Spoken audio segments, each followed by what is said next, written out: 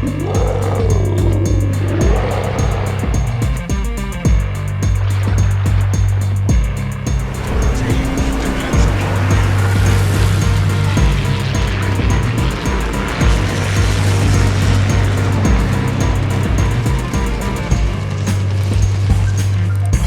is the Karl XIV Johan. It is a Tier 8 premium ship. It is the main reward of the Swedish Bliss campaign. The ship is a hypothetical ship which is based on a German battlecruiser design. It has very small caliber 12-inch main guns, but each side of the ship has 2 quadruple torpedo launchers, which can be pretty devastating, possibly if you can get within range to get some torpedo hits. And with that, let's get into the setup of the ship and the commander, who is Shimanto Jucovich. Base trait is stone-skinned. Fire duration is improved by 9% there, and that's at rank 16, legendary 3. I've got a total secondary setup here with the inspirations. Haruna improves the secondary gun range and battery dispersion, and then we have Franz von Hipper, which improves the secondary gun range and secondary battery shell grouping. And yeah, the Karl XIV Johan does have pretty good secondaries, so since the main guns were such a small caliber, I thought I would see what the secondaries can do, and you can see that I have Franz von Hipper and Haruna maxed out each at rank 16, legendary 4. So I have invested pretty heavily in my commander pool to help out secondaries on any ship that I may configure and play. So yeah, so we're going the secondary route here. So keeping that in mind, I went with Reckless Gunman here, which is Battleship. Main battery reload time is improved, but the torpedo detectability range is decreased. And we went with Porcupine here to really enhance those secondary guns, which improves the secondary gun range, shell grouping, and dispersion. Here we went with On Second Thought. Switching shell types is improved by 55% here. That is maxed out. And the main battery reload time is improved by another 5%. Then properly meticulous to really max out the secondary capabilities of Shimanto Jucovich here. Secondary battery reload time and enhanced secondary targeting duration are improved, and that duration is 25% improvement. If I go up to legendary rank 4, that goes up to a 35% improvement in enhanced secondary targeting. And here I'm still sticking with will to rebuild. I guess I'm a little bit old-fashioned. Amount of HP recovered is 73%, and the repair party duration takes a hit at 40%, but that is sort of compensated for by the amount of HP recovered. Special effect will auto repair when the HP is equal to or less than 20%, and that happens when you're within 2.75 kilometers of an allied ship at legendary rank 3. Going up to rank 4 will increase that radius up to 3.5 kilometers. And for the upgrades for the Johan, I went with secondary battery mod 2, which improves the secondary battery firing range and its dispersion. Then we went with propulsion mod 2. Time taken to reach full power is improved by 50% when you're accelerating. Then we went with concealment system mod 1. Detectability range is improved by 10%, and incoming fire dispersion is improved by an additional 5%, and that helps out your fully upgraded camo or skin. Then here we went with secondary battery mod 3 again. Secondary battery reload time is improved by 20%, and that is mainly because the secondary batteries on the Johan are not really all that fast to begin with. Reload isn't all that fast. And then the loadout. Ammunition is high explosive shells, armor-piercing shells, and torpedoes, which we will get into in a bit.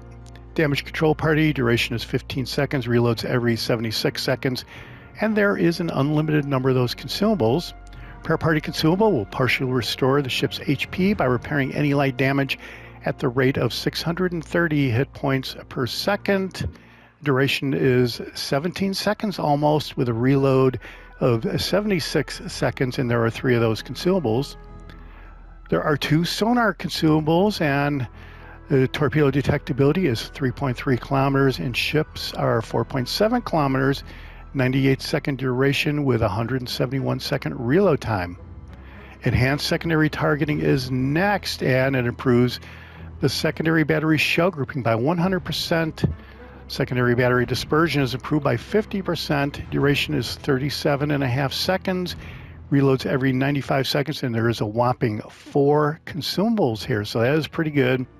And on the boosters, I do have the Epic Battle Booster going, mainly to improve the main battery gun range with these small caliber guns, but this could change depending on the match. Ship comes with a Karl XIV Johan flag, so you want to make sure to set that up if you get the ship. Camouflage. Ship comes with a Type 9 Premium Permanent Camouflage. Sea detectability range and incoming fire dispersion is 4.5% respectively. Specs. Survivability hit points is 72,900. Armor is 19 to 360 millimeters with a 20% torpedo damage reduction. Artillery, you have 12 guns, 12-inch guns, as we said. Reach out to 17.6 kilometers here with this setup. Reloads every 21 seconds, which is pretty good. Traverse time is 30 seconds, which is not that great, but it is what it is. HE shells have a maximum of 4350 with a 28% chance of setting fire. Armor piercing is 8400, which is kind of low, and that is no doubt due to the 12-inch guns. Secondary armament, they have a range of 10.3 kilometers, and the reload for the 120 millimeter is 2.2 seconds, and for the 150 millimeter is 5.4 seconds. And it looks like you have just under 30 secondary guns right there. Torpedoes, you have 16 launchers, 2 per side, so 8 torpedoes per side. They reload every 86 seconds. Maximum damage is 10,700. Range is 10 kilometers with an 86 knot speed, which is pretty good. That's among the best speeds in the game for torpedoes. AA defenses, you will probably clear the sky with the Karl XIV Johan if you get in a match with an aircraft carrier that wants to try to make that happen. Maneuverability, 31.4 knots, maximum speed. Turning circle radius is almost 1 kilometer with a 16.4 second rudder shift time. Concealment, detectability range by sea is 13.3 kilometers. Range by air is 11.1 kilometers, and if you're firing in a smoke, it is 12 kilometers. So here you go. Check this out. This will come in handy later. I've played 16 matches, and I have a 63% win rate with the ship. So if you examine this a little closely, you'll see that the maximum XP is 1913, and my average is 1100. And it seems like when I'm in a match, I think I do pretty good. I end up in the middle of the leaderboard, so I'm not sure what's up with that, but that is what I have done with the ship in any event. So let's move on to the armor. And yeah, this looks like a lot of orange and yellow armor, which is pretty good. The green on the superstructure, I guess, is not really a big deal. So let's remove the armor and take a look at the Citadel. And yeah, very narrow armor on the Citadel there, but most of it is 34 to 75 millimeter armor that can cause any armor-piercing shell to ricochet at appropriate angles, and it will resist HE shells up to 203 millimeters. But it has to get through all that other armor. And the front, I guess you can sort of bow tank, but it is a pretty narrow deal there, and really, when I've gone out in the open water with the ship, you do get destroyed pretty quickly, just like any other ship in the game. So mind your angles as best you can, and if you get out in the open water, good luck. Overview, secondary reach. Ship does have an above average secondary battery range, and that is for sure 10.3 kilometers here with the secondary build. Armor clad, above average armor thickness, greater resistance to all forms of armor penetration, and area of denial, above average number of available torpedo tubes, and that is for sure. So here you go. Here's what they have about the Karl XIV Johan, the hypothetical ship. And it says, under the Treaty of Versailles, the German Navy was limited to ships with a displacement of no more than 10,000 tons. However, these restrictions did not extend to the construction of ships intended for other nations. All right, after World War I, Germany was left with several hundred unfinished ships. Some of them were completed and sold abroad. Sweden, driven by its aim to bolster their naval forces, could have explored the possibility of acquiring and completing a German battleship. Year of design was 1952, and being hypothetical, there were no ships in the series. All right, well, that's it for the setup of the ship and commander. Let's go out in a standard match and check it out and see what happens. All right, here we are. We are in crash zone. A couple of destroyers, a couple cruisers, 4 battleships, and look at that, an aircraft carrier. So that is awesome. I'm backing up to try to get a better angle on the Bismarck because I'm afraid he's going to get some cover from that island right there. So now I'm going forward again because I will not really be able to get another shot. But yeah, thank goodness there is an aircraft carrier in the game, and what that means is if that aircraft carrier attacks me, I have a great shot at getting a clear sky medal, and that is one way to gain, at least in my past experience, huge XP numbers. It seems like all clear sky medals I have gotten have generated huge XP numbers, and this might be a little bit controversial, so go ahead and let me know what you think about that down below in the comments. I don't know it for a fact, I just know it's true. At least it seems to be that way with me. The Shimanto is out there at 15 kilometers away, and he's going broadside. I'm kind of hiding behind this island here. Even though I'm being spotted, I'm still taking a shot at him. I have no real need to get out there and become everybody's target, so I'm just going to stay right here, right now, and just see how this goes. 13 main gun hits. 17,000 damage with these 12-inch guns.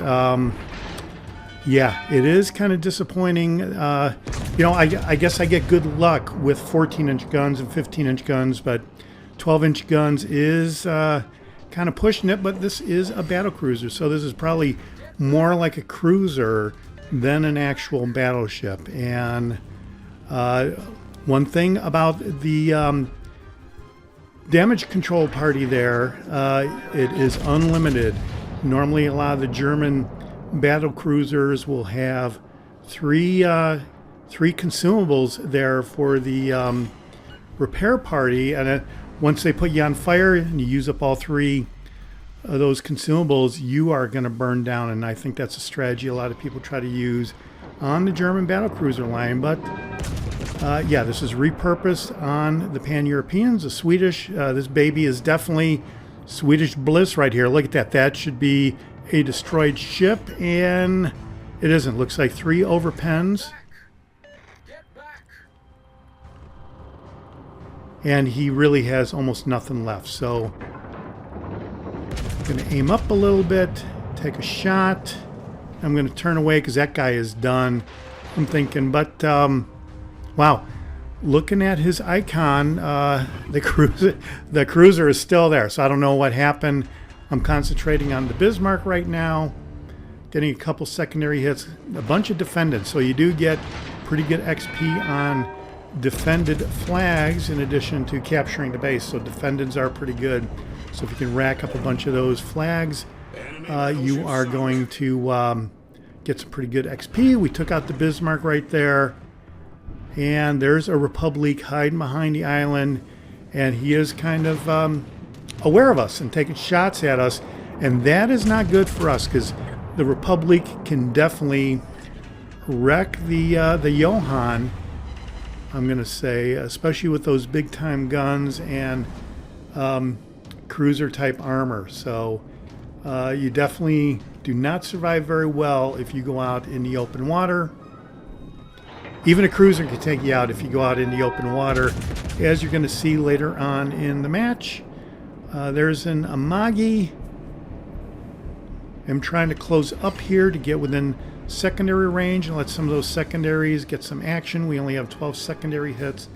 Going to see if we could really increase that secondary hit number by the time we're done with the match here.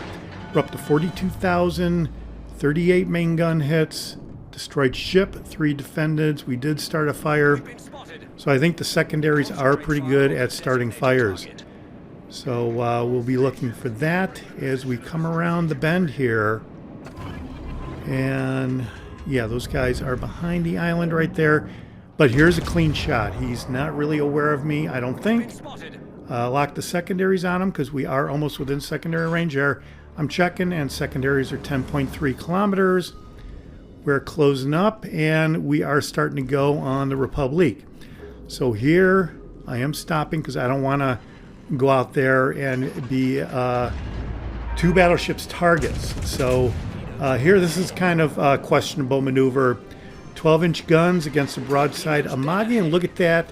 It looks like we almost got a Citadel hit, 13,000 damage. That is a pretty good hit. That was probably a combination of all those shells hitting rather than an actual Citadel hit. Citadel Riven didn't pop up, so we are just continuing to whittle away at the Amagi, and yeah, so it looks like 3 ships are definitely focusing on us. The Shimanto over there, the Amagi, and the Republique. So this is 1 on 3. We are ahead in the match.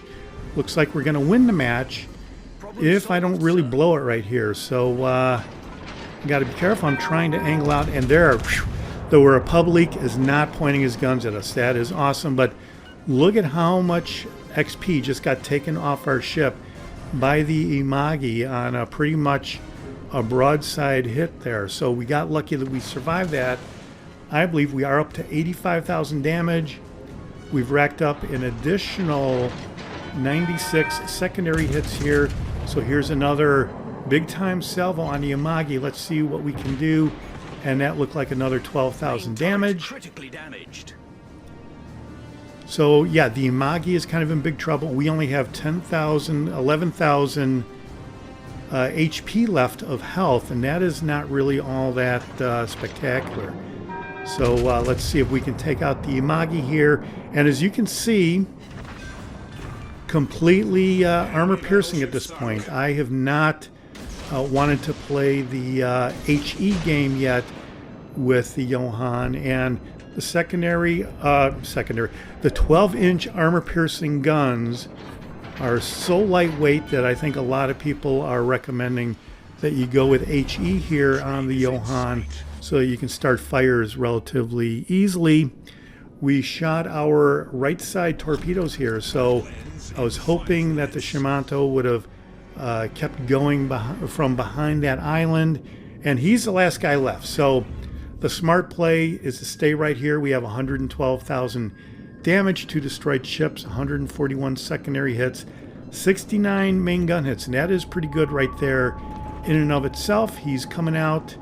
I'm going nose on. I'm going to try to target him and see if we can get some more damage, maybe take him out here. And probably if we had anything else other than 12-inch guns, we in fact probably would have taken him out. And there is, we have 19,000, almost 20,000 health, but here come the torpedoes from the Shimanto, and I'm trying to skate, and I get hit by one of those torpedoes for 16,000 damage. So the Shimanto devastated us. We do have 118,000 damage, and again, with only 4 minutes left, we've almost timed out here. We've almost got 1,000, but I'm trying to go for a replay video here, and so I'm trying to take this guy out, which is a dumb maneuver, but we have no chance to lose this match, really.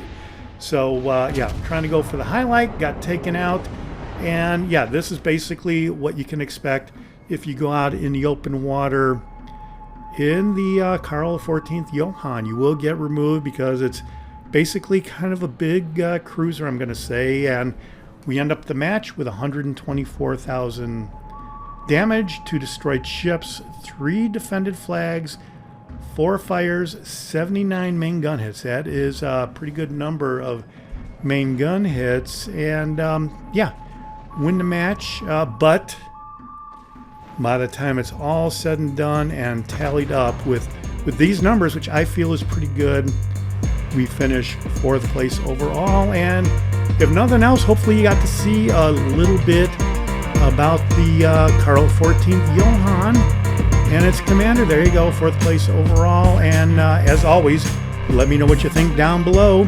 This is the Jaguar, and I'll see you on the high seas. Thanks for watching. Hit subscribe if you like it.